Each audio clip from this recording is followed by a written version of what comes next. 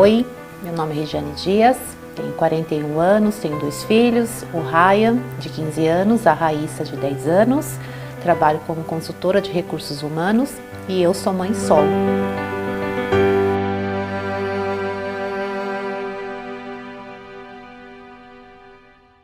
Eu conheci o pai dos meus filhos na escola, eu era uma adolescente, então aquelas paixões de adolescente. Então, a gente se conheceu no colégio, nós estudávamos juntos na época, eu tinha 16 anos. E dali a gente começou um namoro, um relacionamento de adolescente que foi crescendo e foi ficando junto, foi ficando junto. Quando a gente tinha 21 anos, a gente já estava casado. Nós já estávamos casados. Só que desses 21 anos até que o Ryan nascesse, tudo ia bem, porque nós mantivemos um momento de casal. Então, éramos namorados, agora somos casados e éramos só nós dois. Então, o casamento fluía muito bem. A partir do momento que chegou o Ryan, tudo mudou. Hoje eu sou mãe solo pelo fato de eu ter me divorciado do meu ex-marido. Eu era casada, fiquei casada há 15 anos, então me divorciei do meu marido há 10 anos atrás. Então, ficamos só eu e as crianças. Houve um certo distanciamento dele com as crianças, isso acontece até hoje. Ele não é tão presente como eu gostaria que ele fosse, mas os meus filhos têm contato com o pai, mas na criação deles sou somente eu. A ideia da separação partiu do meu ex-marido, ele quem quis, na época ele estava se relacionando já com uma outra pessoa, então ele decidiu que gostaria de se divorciar e viver a outra vida que ele tinha já escolhido. Para mim foi muito difícil, porque depois de 16 anos casada, uma estrutura, uma família, de repente você vai começar de novo com 2 crianças pequenas. Então, para mim foi muito difícil os primeiros anos, um desafio, falo para vocês que foi um desafio mesmo, porque eu tive que reestruturar toda a minha vida, entender qual que seria o contexto, o que eu queria fazer, tentar me achar naquela nova realidade para seguir com os meus filhos. Então, foi bem desafiador.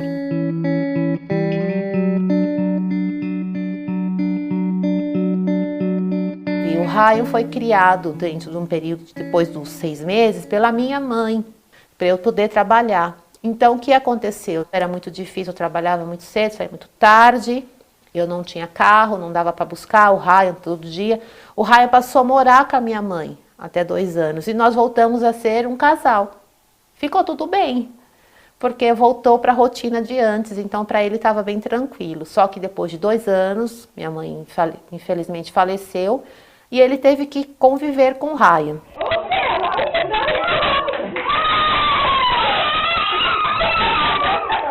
E desses 2 anos até os 6 foi o período que foi o mais crítico para o Ryan, que ele foi crescendo de uma forma bastante abusiva, porque ele desprezava o Ryan, ele batia, ele tratava realmente com muita rispidez.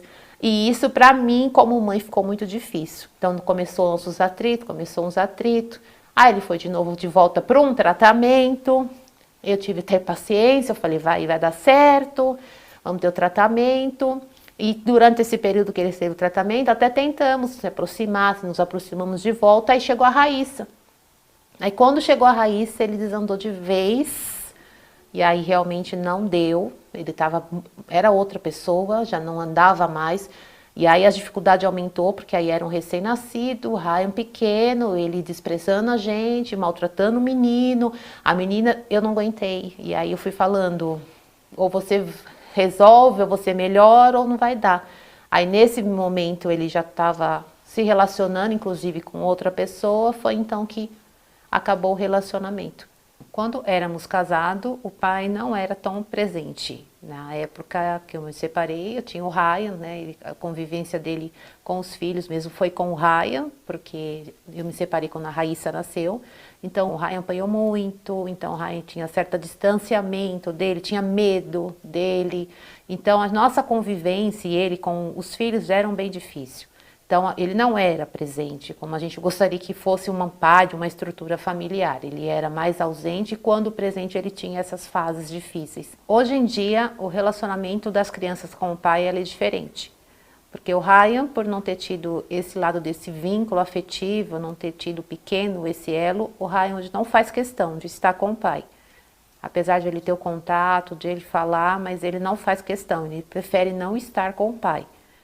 Às vezes eu vou porque eu pensei, talvez uma hora ou outra talvez ele mude, talvez ele melhore, Mas eu vou assim sem uma vontade assim, nossa, ele é meu pai. Eu não tenho mais essa tanta afetividade assim como eu tinha antes, em chamar ele de pai, brincar com ele como pai e filho, tudo mais. Eu vejo ele como uma pessoa agora, como um conhecido meu mais. Já a Raíssa é um pouco diferente, porque ela era um bebê de 5 meses quando o pai foi embora, então ela não cresceu com a imagem do pai. Então, conforme foi passando os anos e ela foi reconhecendo que ele era pai dela, ela foi criando esse afeto, essa proximidade, ela foi querendo isso. Então, tem essa diferença. Ele, por ter sido criado por ele até 6 anos e ter esse elo, né, essa afeição dele, a Raíssa não.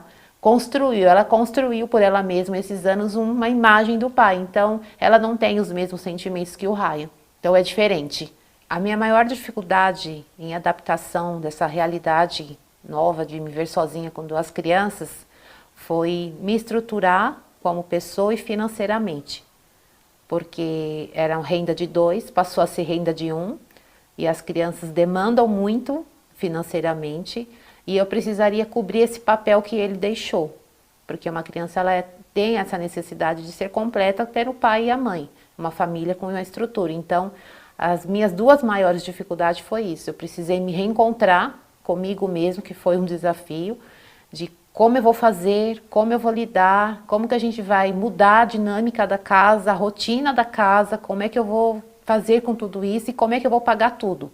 Não tinha. No começo foi muito difícil. Na época, eu cheguei aí na justiça e pedi a pensão alimentícia para ajudar. Como ele estava em um emprego só, na época a pensão vinha, mas era uma pensão bem baixa, porque ele não tinha condições de arcar com uma parte muito grande, então a pensão era baixa, mas ele mantinha, ele pagava a pensão, ele paga a pensão inclusive até hoje, mas é um valor bem irrisório para 2 crianças. Então, depois dessa situação da separação, eu percebi que houve uma dificuldade em relação à parte do Ryan e da Raíssa. Foram 2 dificuldades diferentes. Por coisas pequenas, coisas mínimas, o Ryan explode. Ele se irrita muito fácil. Então, esse controle emocional, eu percebi que ele foi desenvolvendo depois disso. Não sei explicar se somente esse fato ou aquilo que ele foi criando nesses anos acabou trazendo isso para ele. Ele passou com psicólogos, fez terapia durante 5 anos, mas ainda assim ele tem esse lado dele das emoções. Eu comecei a ficar muito violento. Eu chegava perto dos meus amigos, se eles fizessem algo que eu não gostava na escola, eu batia neles. Eu era muito alterado. Eu mal conseguia me comunicar, fazer novas amizades, porque isso me impedia. Todo mundo falava, olha, esse menino é muito nervoso, muito raivoso. É que eu acho que isso me afetou porque, assim, se eu apanhava em casa, eu acho que a tendência normal, eu comecei a pensar, é normal, assim, você bater em alguém. Eu acho que isso me fez pensar que eu podia fazer isso com as pessoas também. Eu acho que foi mais essa causa, esse é o principal motivo que me fazia ser agressivo e raivoso com as pessoas.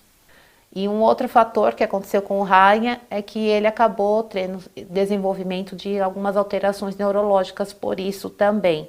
Então, ele tem lapsos de memória bem sutis, mas ele tem espasmos, chamados espasmos, e foi comprovado que é por conta de um forte estado emocional, uma forte coisa emocional. A única que emocional mesmo que ele passou foi a nossa separação, né, o nosso divórcio. Então, ele tem isso. Então, coisa de fração de segundos, a memória dele sai e volta.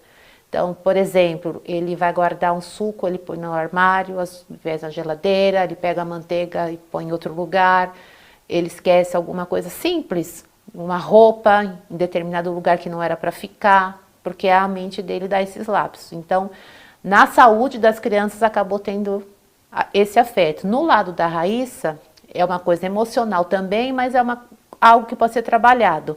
A carência afetiva, né, do lado masculino do pai faz com que ela se apegue muito aos homens.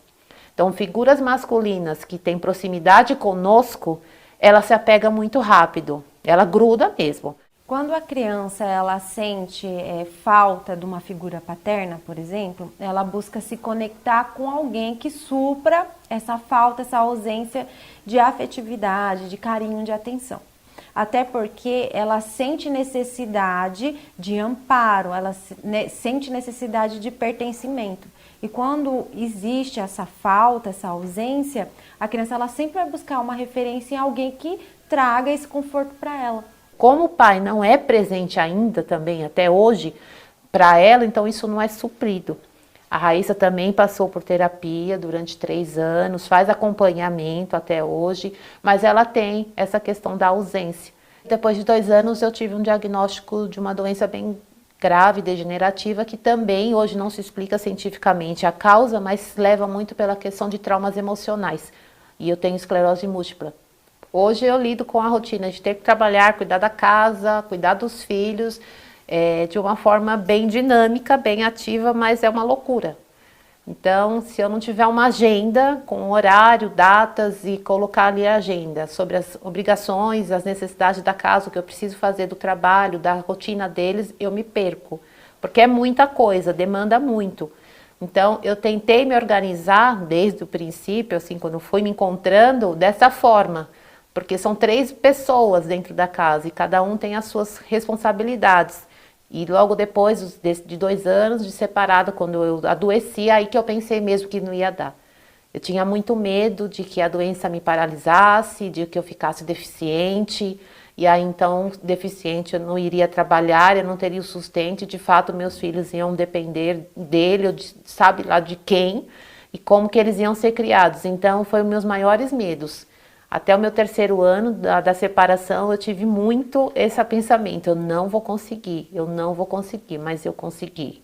A minha doença, os sintomas começou a aflorar demais, eu comecei a ficar muito pior do que eu estava. Então eu não conseguia dar conta de cuidar deles e fazer tudo para eles, mas junto com eles não.